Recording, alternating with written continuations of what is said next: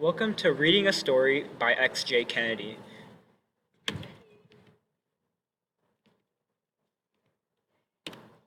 So we'll be starting by elaborating on fiction stories, which are stories that are not entirely factual, but at least partially shaped, made up, or imagined. However, it is okay to draw on factual information, but this factual information in fiction is of secondary importance. The story and perspectives are what enthralled us, and it is okay for that to be a fiction. But the purpose of fiction is not to entertain, but to find out what's next in the story. So next up we have fables, parables, and tales. So modern literary fiction in English has been dominated by two forms, the novel and the short story. Unlike the novel, which we know from reading all throughout school, the short story is defined by more than its length and can take on more forms such as the fable and tale. And we'll be discussing these two forms in the upcoming slides.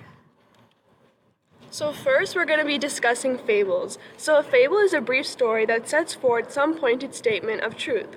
We know this as stories we are told as children, such as Aesop's fables, with morals that set the central theme and story of the fable. These morals are many times stated at the end of the passage as statements. Some of the more well-known stories are The Fox and the Grapes and The Tortoise and the Hare. Parables. So the parable is another traditional form of storytelling along with these fables that we just talked about.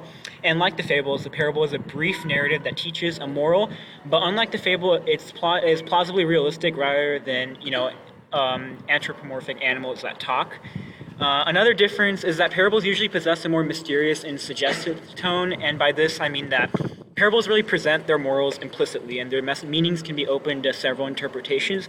So there's no direct moral. They're not giving you an example. It's more for you to what you take from it.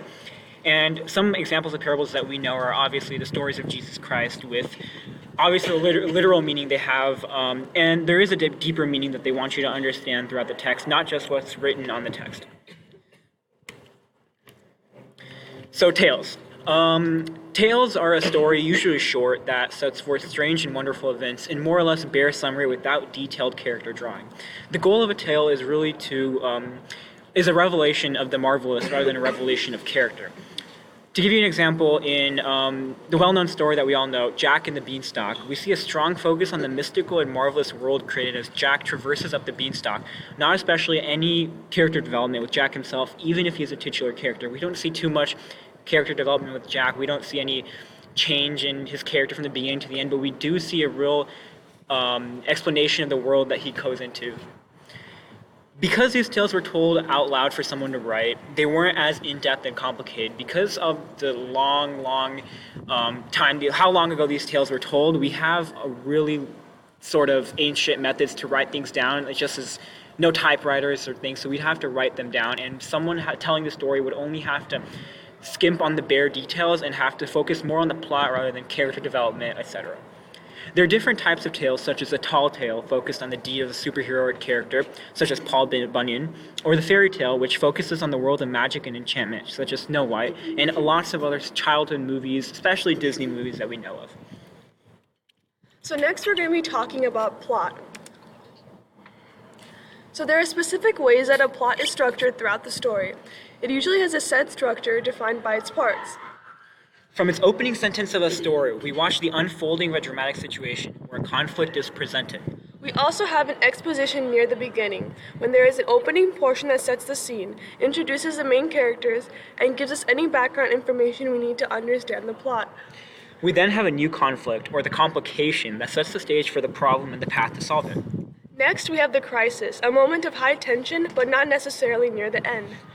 We have the greatest crisis near the end of the plot, called the climax, where the tension is at its peak and the problem is faced head-on. The outcome of this conflict is called the resolution, as the conflict settles down. And we can see a diagram of the basic story plot prototype with the picture that we see above.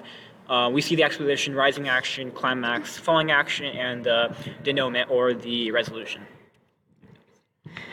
So now we're going to be talking about characters and plot.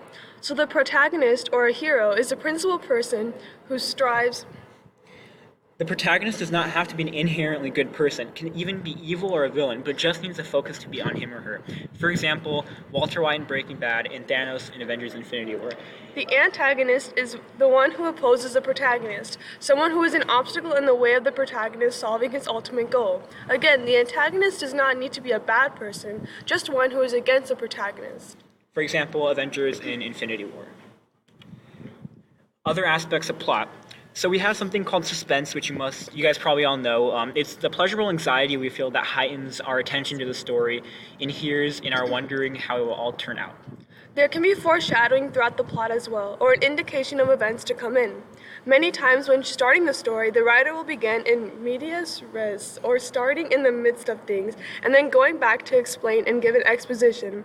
There are also flashbacks that can help with this exposition, a scene that relives a character's memory. So we have more aspects of specifically the short story. While tales and fables rely a lot on summary, the short story presents the main ideas in greater fullness.